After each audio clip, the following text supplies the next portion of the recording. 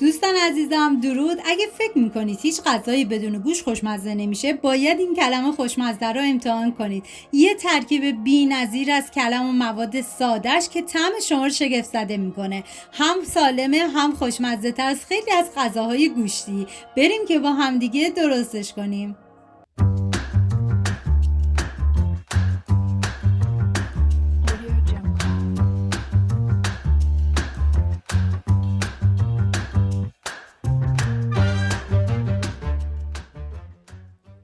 حالا پیازی که داریم من به صورت نگینی ریزش میکنم و شما میتونید پیاز به هر مدلی که دوست دارین ریزش کنید. فقط پیاز نباید رنده بکنید. و بعد از اون من داخل تابه مقدار خیلی کمی روغن کنجد اسپری کردم. ببینید برای این غذا نباید از روغن زیادی استفاده بکنید.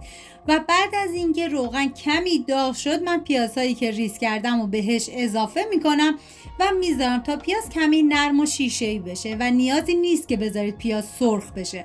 و بهتون پیشنهاد میکنم که این غذای خوشمزه بدون گوشت رو حتما درست کنید و حتی عزیزانی که گوشت دوست دارن عاشقش میشن و طعمی داره که از خیلی از غذای گوشتی هم لذیذتره. و من اینجا یه هم میزنم و حالا تو این فاصله که پیاز کمی سرخ میشه میریم سراغ هویج. ببینید هویج هم باید حتما رنده درشتش بکنید، به هیچ عنوان از رنده ریز استفاده نکنید. و حالا میریم سراغ پیاز که دیگه پیازامون کمی نرم و شیشه‌ای شدن و حالا زردچوبه، فلفل قرمز و نمک بهش اضافه میکنم. هم میزنم و میذارم تا ادویه ها یه تفته خیلی مختصری بخورن.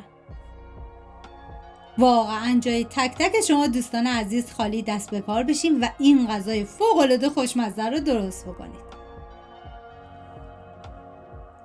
و حالا نوبت اضافه کردن هویج هستش که من هویج رو به پیاز اضافه میکنم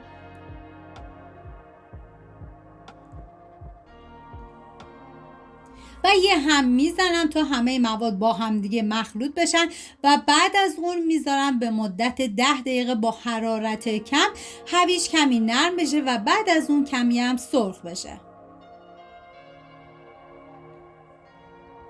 حالا توی این فاصله که هویج میذاریم سرخ بشه میریم سراغ کلم که من کلم رو اول ریزش میکنم و بعد از اون کلم رو میشورم و میذارم آبش کاملا بره و بعد از اون باید کلم رو استفاده بکنید که من کلم رو به صورت نواری ریزش میکنم و بعد از اینکه کلم رو کاملا شستین حالا به هویج اضافه میکنید.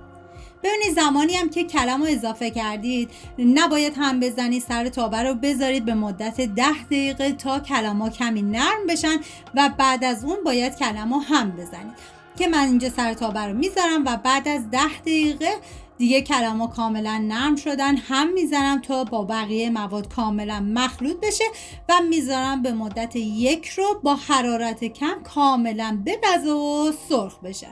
حالا توی این فاصله میریم سراغ شوید. ببینید مقدار و اندازه شوید کاملا دست خودتون، حتی میتونید از شوید کمتری هم استفاده بکنید. من اینجا شوید رو کاملا ریزش میکنم و بعد از اون میریم سراغ تخم مرغ که تخم مرغ رو داخل ظرفی میشکنیم. ببینید عزیزانی که وگان هستن میتونن تخم مرغ این غذا رو حذف بکنن و آب با مقداری آرد با هم دیگه مخلوط بکنن و شوید رو به اون آرد اضافه بکنن و به مواد اضافه بشه و میتونن دیگه تخم مرغ این غذا رو حذف بکنن. حالا من اینجا هم میزنم تا تخم مرغ از لختگی در بیاد و بعد از اون شویدی که ریز کردم و به تخم مرغ اضافه میکنم.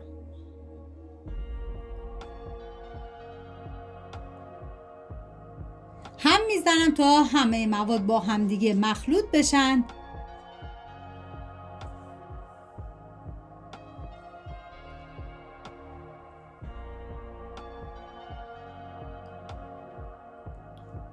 و حالا اینجا دیگه کلم‌ها کاملا نرم و سرخ شدن که من اینجا یه هم میزنم و بعد از اون زیر حرارت رو خاموش میکنم و باید بذارید تا این موادتون کاملا خنک بشه. به هیچ عنوان وقتی که مواد داغه نباید استفاده بکنی که من دیگه زیر حرارت رو خاموش میکنم.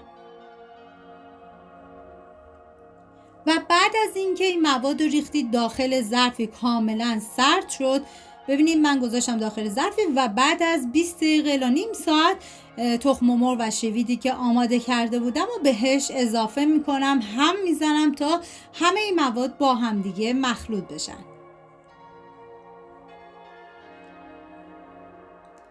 و بعد از اون ظرفی که میخوام بذارم داخل فر، قشنگ روغن بهش اسپری میکنم. ببینید شما حتی میتونید رو گاز این کارم انجام بدید، فرقی نمیکنه.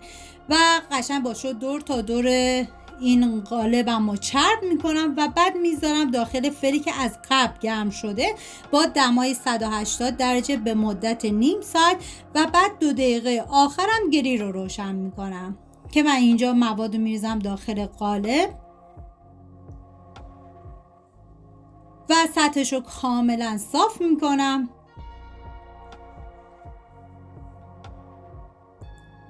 و بعد از اون دیگه میذارم داخل فر. امیدوارم از این ویدیو خوشتون اومده باشه و این غذای خوشمزه رو درست کنید و در کنار خانواده از خوردنش لذت ببرید. ممنون از همراهی همیشگیتون. تا یه خوشمزه دیگر، بدرود.